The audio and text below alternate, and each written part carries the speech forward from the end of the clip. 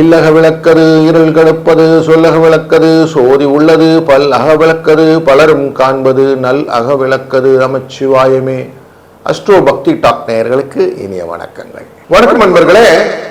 ஜூலை மாத பலன் அதுல கோச்சாரங்களை முதல்ல பார்ப்போம். கிரகங்கள் எங்கெல்லாம் இருக்கு. செவ்வாய் ரிஷபராசியில் உட்கார்ந்துருப்பார். சூரியன் மிதுன ராசியில் இருப்பார். குரு உச்சம் பெற்று கடகராசியில் சுக்கிரனுடன் இருப்பார். புதன் நமக்கு வக்கரகதியில இருப்பார். கேது சிம்ம ராசியில, ராகு கும்பராசியில, மீன ராசியில சனி, சந்திர பகவான் இந்த மாதத்தை தொடங்கி வைப்பார் அவிட்ட நட்சத்திரத்தில். ஸோ இந்த ஸ்டேஜில் மகர ராசிக்குள்ளர அவருடைய தன்மை அப்படி ஆரம்பிக்கும். ரேவதி நட்சத்திரத்து வழி அப்படி முடியும் கம்ப்ளீட்டாக. ஸோ ரேவதியிலேருந்து திருவோணம் அவிட்டம் அப்படிங்கிற ஒரு நல்ல ஒரு ஃப்ளா அப்படிங்கிற இருக்கும். அந்த ஃப்ளோ நல்லா ஃப்ளா இல்லாமல் நல்லா பார்த்துக்கணும். இந்த மாதத்திலே முக்கியமாக 6ஆம் தேதி அன்னைக்கு புத அஷ்டமின்னு வரும். இந்த குழந்தைகள் பாக்கியம் வேணும், மனதிலே கவலைகள், நிறைய லேண்டு பிரச்சனைகள், இதுக்கு எல்லாத்துக்கும் தீர்வு இந்த புதாஷ்டமி.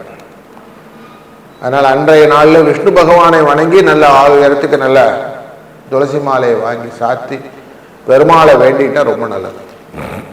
14ஆம் தேதி அமாவாசை, ஜூலை 14.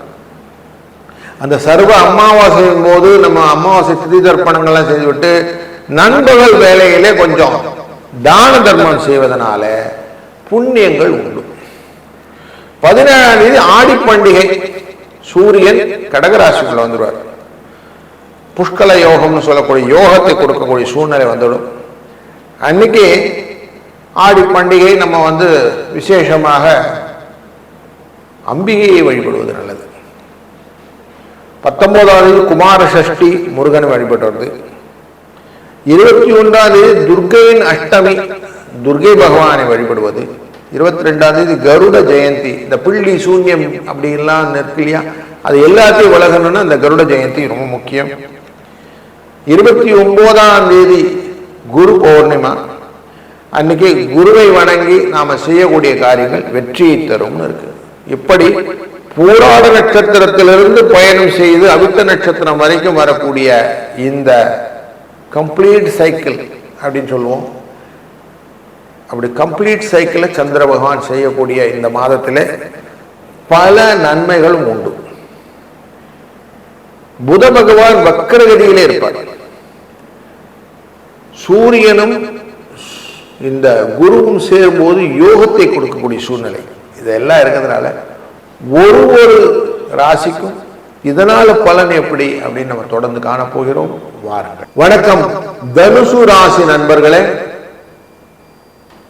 உங்க ராசியினுடைய நேரடி பார்வைக்கு இருந்த சூரிய பகவான் அஷ்டமத்துக்கு 17ஆம் தேதி மூவாயிடுவார். ஆடி மாசம் அப்படின்னு ஆரம்பிச்சிருவார். அங்கே அஷ்டமத்தில் குரு இருக்கிறாரு. அவருடன் சேர்ந்து உங்களுடைய குடும்ப தன வாக்குஸ்தானமான 2ஆம் இடத்தை மகர ராசியை பார்க்க போகிறார். பொருள் வரவுக்கு, எதிர்பாராத வரவுக்கு நிறைய வாய்ப்புகளை கொடுப்பார். பணம் வரும். அதே போல குடும்பத்தில் கவலையும் வரும். ஐயா இப்படி போயிட்டு இருக்குது, எப்படி போகணும்னு தெரியலையே, அடுத்த என்ன ஸ்டேஜ் வரும் அப்படின்னு தெரியாத ஒரு குழப்ப நிலையை கொண்டு நிறுத்துவார். அதுக்கும் ரெடியாக இருக்கும். நான் அஷ்டமம் அப்படின்னாலே பயத்தை தானே கொடுக்கும். 9ஆம் இடத்திலே இருக்கக்கூடியதானது இந்த சுக்கிரன் போயிடுவார். அஷ்டமத்திலேருந்து 9ஆம் இடம் போவார். அப்போ 4ஆம் தேதிக்கு மேல, ஜூலை 4ஆம் தேதிக்கு மேல சுக்கிரனின் பயணம் சிம்மராசிக்குள்ள இருக்கும்.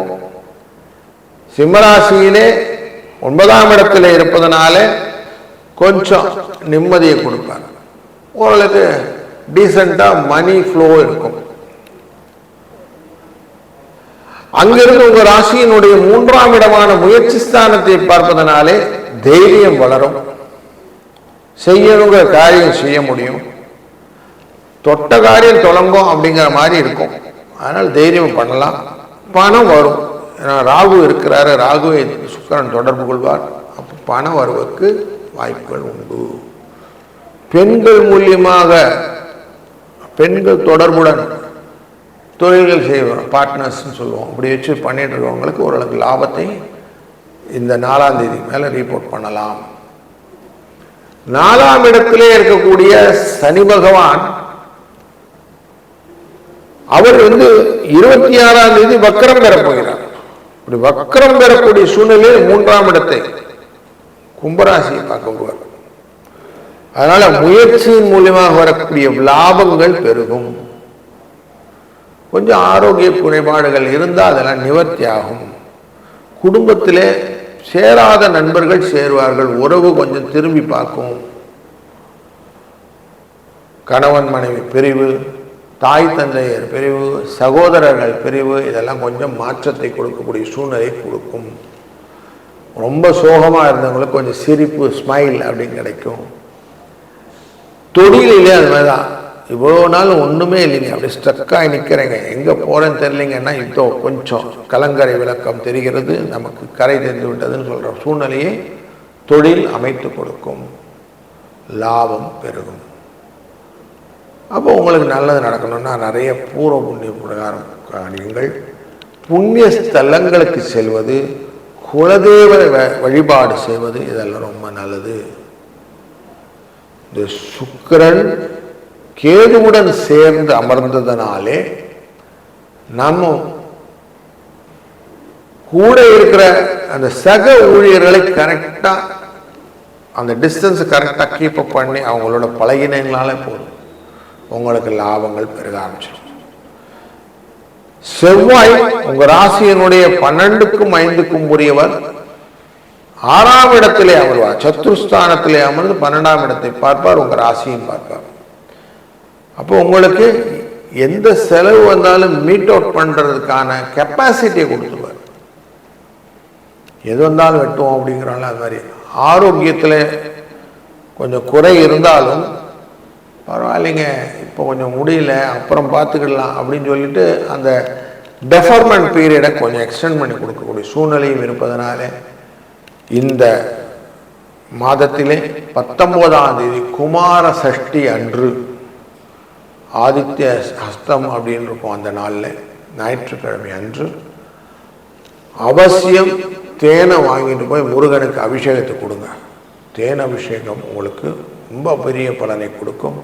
இந்த அஷ்டமத்துடைய தன்மைகளை குறைத்து நீங்கள் வெற்றிக்கும் செலவை குறைச்சு வரவு பெருக்குவதற்கும் வாய்ப்புகளை கொடுக்கும்.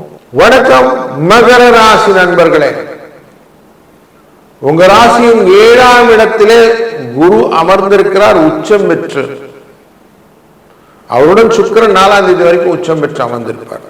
அது வரைக்கும் உங்க ஒய்ஃபுக்கு கொஞ்சம் உடல்நிலை சரியில்லாமல் போவதற்கான வாய்ப்புகளும் உண்டு. அதன் பின்பு கொஞ்சம் கொஞ்சமாக அவங்களுடைய உடல் சுகம் கிடைக்கும். சூரியன் உங்களுடைய 6ஆம் இடம் அப்படிங்கிற மிதுன ராசியிலே மறைந்திருந்தவர் 7ஆம் இடத்துக்கு வந்துடுவார். 7ஆம் இடத்துல சூரியன் வந்த உடனே பொருள் வரவிலே பெரிய தடைகள் வந்து உங்களை இங்கேயும் பில்லர் டு போஸ்ட் அலைய விடுற சூழ்நிலையும் இருக்கும். அப்போ ஆடி மாசத்துல கொஞ்சம் நிறைய அலைச்சல் இருக்கும். 18ஆம் தேதியிலேருந்து நீங்கள் அலைச்சலுக்கு ரெடி ஆகிடும். 7ஆம் இடம் அப்படிங்கிறது உங்களுக்கு சுகத்தை கொடுத்தாலும் அலைச்சல் அப்படிங்கிறதுனால சூடு ரிலேட்டடான உஷ்ண சம்பந்தப்பட்ட உடல் உபாதைகள் வருவதற்கும் வாய்ப்புகள் உண்டு. பயணம் தொடர்பான விஷயங்களிலே சில விஷயங்கள் கொஞ்சம் முன்னாடியே பிளான் பண்ணாதனால அன்கம்ஃபர்டபுள் சூழ்நிலையும் கொடுப்பார். 8ஆம் இடத்திற்கு செல்லக்கூடிய இந்த சுக்கிர பகவான் கணவன் மனைவி உள்ள நல்ல இணக்கத்தை கொடுப்பார், ஒரு நல்ல ஒரு புரிதலை கொடுப்பார். அங்கிருந்து பார்வையே ராகு மேலே வைப்பார் 2ஆம் இடத்துல. அப்போ ராகுவனுடைய தன்மையினால குடும்பத்திலே இருக்கக்கூடிய ஆரோக்கிய குறைபாடு மேம்படுத்துவார். பல காரியங்களிலே மனதில் இருந்த பயங்களை கொஞ்சம் குறைத்து விடுவார். குருவின் பார்வை 2ஆம் இடத்திலும் இருக்கும், ராசியின் மேலே இருக்கும், ராசியின் 12ஆம் இடத்துல இருக்கும், 3ஆம் இடத்துல இருக்கும். 3ஆம் இடத்திலே உங்க ராசிநாதன் அமர்ந்து இருக்கிறார் மீன ராசிக்குள்ளார். பண வரவுக்கு உண்டு. அவர் 26ஆம் தேதி வக்ரகதி வருகிறார். உங்க ராசியின் 2ஆம் இடத்தை ட்ரை பண்ணுவார். அப்போ கொஞ்சம் கேர்ஃபுல்லா இருங்க. 27 தேதிக்கு அப்புறம் குடும்பம் தொடர்பான ஆரோக்கிய குறைபாடுகள் அப்படி இருக்கிறதுனால இந்த மெடிக்கல் இன்சூரன்ஸ் போன்ற விஷயங்கள்லாம் கொஞ்சம் டியூன் பண்ணி வச்சுக்கிடுங்க. கரெக்டாக இருக்கா செக் பண்ணிவிடுங்க.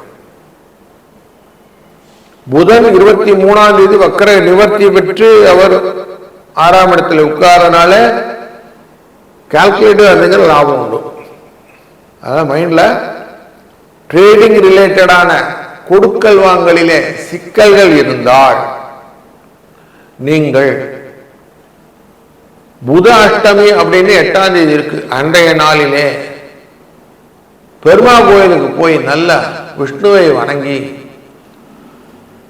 அவருடைய அனுகிரகத்தினாலே நல்ல ஒரு 6 இடத்துக்கு மாலை வாங்கி அவருக்கு சாத்தி விட்டு விஷ்ணு சகஸ்ரநாமங்களை கேட்க சிக்கல்கள் விலகும். இந்த மாசம் முழுக்குமே நீங்க விஷ்ணு சகஸ்ரநாமம் என்கிற ஸ்லோகத்தை டெய்லி கேட்கறதுன்னு வச்சுக்கோங்க.